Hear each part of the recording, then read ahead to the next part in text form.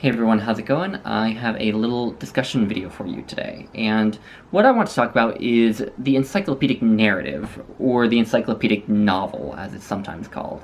And this is an idea that I have actually been interested in for a long time, and I've read several examples of this work of literature, but I just thought I would chat about it a little bit here and put forward the idea if you haven't encountered it and get some of your thoughts on the idea, and if you've read any of the examples of this genre, if you want to call it a genre, then I would be interested to hear your thoughts on it. But so to start with what the encyclopedic novel or narrative is, it was first put forward by a guy named Edward Mendelssohn in the 1970s in a paper called Encyclopedic Narrative, and he defines it in that paper as, quote, an attempt to render the full range of knowledge and beliefs of a national culture while identifying the ideological perspectives from which that culture shapes and interprets its knowledge.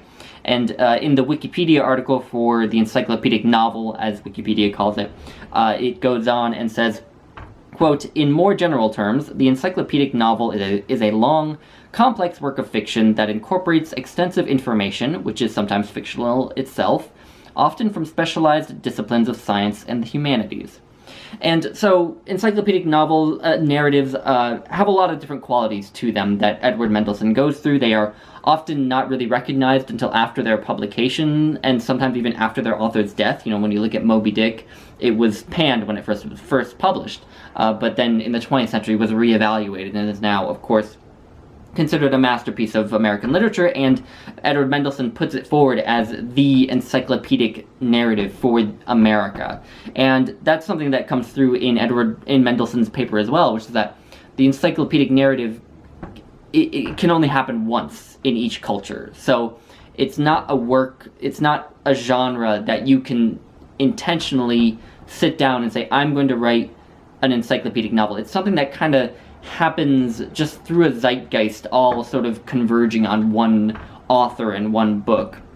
And, you know, sometimes there isn't one encyclopedic narrative or one encyclopedic work. Sometimes it's an author who occupies the space of an encyclopedic novel. So Mendelssohn names Shakespeare for England, which is, I think, pretty obvious. He didn't write one encapsulating work that sort of tried to hold in itself all of the sort of cultural ideology and baggage and knowledge and beliefs of England, but he wrote a body of work that sort of held on to that. And he also names Pushkin for Russia, and I don't know as much about Pushkin, but I think it sounds reasonable based on what I know. Although sometimes War and Peace is put forward as an example of the encyclopedic narrative for Russia as well, so perhaps some people would argue with Mendelssohn on that point. But so encyclopedic narratives tend to convey the full range of some sort of physical science. So to go back to Moby Dick as my prime example, the book is basically an encyclopedia of whaling. You get all sorts of information about whaling and whales in that book, and a lot of that information has now been sort of superseded by modern science, and some of it Melville may have known was sort of mythological, you know, like the quote from the Wikipedia article, sometimes the author knows that it's fictional information. These sorts of works also tend to be encyclopedias of narrative styles, so they tend to use a number of different styles, and I think that's very apparent in Ulysses by James Joyce, where you have, one part of it that's written in the form of a play, one part of it that's written like a romance novel, one part of it that's written like a sort of an epic poem, and then you have the last chapter, which is sort of an experiment in just sort of completely free-form, free stream of consciousness style. And Moby Dick as well. You know, you have chapters in Moby Dick that are written in the form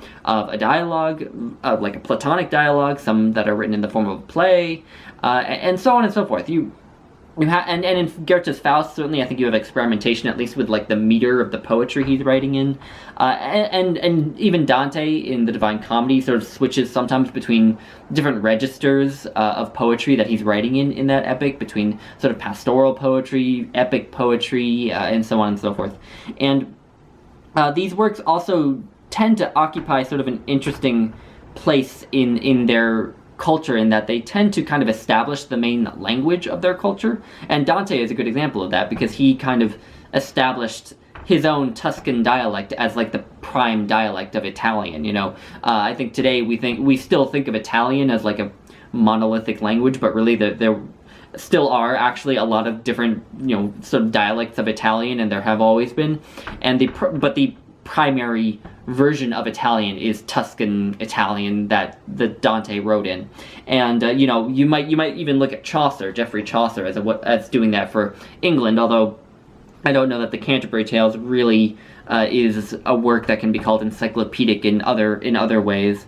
And so, all of this kind of convalesces to make a lot of these encyclopedic works extremely dense and difficult. They tend to be very allusive. Moby Dick, of course, has a lot of literary references, and it's dense with information about whales.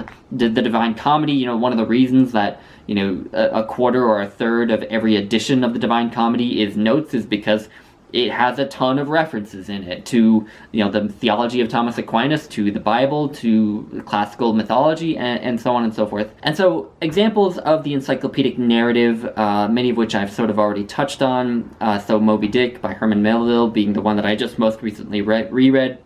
Faust by Johann Wolfgang von Goethe for Germany. The Divine Comedy by Dante for Italy. Ulysses by James Joyce for Ireland. Don Quixote by Cervantes for Spain. In his essay, Edward Mendelssohn talks a lot about Gravity's Rainbow by Thomas Pynchon. And now, as I've already said, there can only really be one encyclopedic narrative, at least in Mendelssohn's conception. And so Pynchon obviously is an American writer, so how can he write an encyclopedic narrative? And Mendelssohn argues that Gravity's Rainbow is kind of the encyclopedic narrative for the growing international culture that we're seeing develop in our modern world, and I think that that's sort of an interesting idea. But there are a lot of works that have been written, it seems to me, that could be considered encyclopedic in nature, in a similar sense as what Mendelssohn is saying, with being dense with allusions, with trying to sort of encapsulate their entire cultural heritage in this one narrative, perhaps playing with language a lot. Again, linguistics is very important to the encyclopedic narrative, as I said with Dante. That do a lot of these things that encyclopedic narratives do, but that can't be considered the encyclopedic narrative of their culture. So, some examples that I jotted down that are probably really popular: The Recognitions by William Gaddis, The Gold Bug Variations by Richard Powers, Infinite Jest by David Foster Wallace, Underworld by Don DeLillo.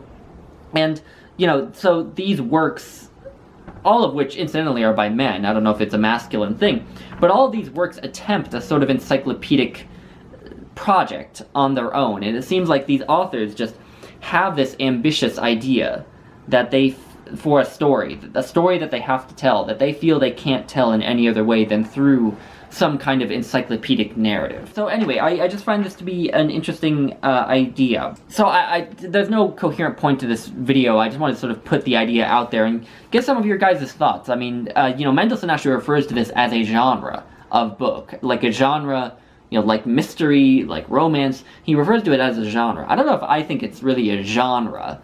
I think it might be a sort of class of books. Something I would be really interested in looking into is whether this extends outside of Western cultures, because most of the examples he cites are, obviously Western cultures. And, it would be interesting to look at, Eastern cultures. I mean, I don't know, would something like The Dream of the Red Chamber be an encyclopedic narrative in China, or The Tale of Genji in Japan, perhaps? I just don't know enough about those literatures to say anything. Or, I also, perhaps the Shahnameh by Ferdowsi in Iran, maybe? I'm not sure, but, that's something that's interesting as well. And the other thing that I do honestly find kind of interesting is that most of the examples of these narratives are written by men, and I don't know whether there's some weird masculine obsession with, trying to encapsulate everything in one book. I don't know. But Mendelssohn does briefly mention Middlemarch by George Eliot, which obviously is by a woman, and has, again, encyclopedic tendencies, but Mendelssohn says that it doesn't quite become an encyclopedic narrative. It doesn't quite meet all of his requirements. And I think that possibly a very recent example of an encyclopedic narrative may be Ducks Newburyport by Lucy Ellmann, which sounds, I haven't read it, but it sounds, again, very referential, very elusive, dealing a lot with sort of the idea of America, it being written by an American woman. And yeah, so anyway, I'm just interested in the idea. I'm interested in your thoughts, whether you have read any of these books or all of these books that I mentioned or any other books that I haven't mentioned. Yeah, let me know what you think. And also, I just want to say at the end of this video that Noah from Everyone Who Reads It Must Converse and myself will be talking about this subject as well together on his channel. We will be doing a live stream that will be on Thursday, April 8th at 8 p.m. Eastern Standard Time. So if you want to hear the two of us talk about this subject, go check out his channel. On that day, I will post a community announcement. I'm not sure when I'm going to post this video of my own, so I'm not sure what, you know, temporal relation my video and his in our live stream will have, but anyway, I will leave a link retrospectively to that in this video, so that if you're coming to this video after long in the future, then you can go seek that out as well. But anyway, yeah, so just let me know what you think about this stuff, if you read any of these books or have thoughts on it. So anyway, I will leave it at that. Thank you all for watching, and I'll talk to you later. Bye.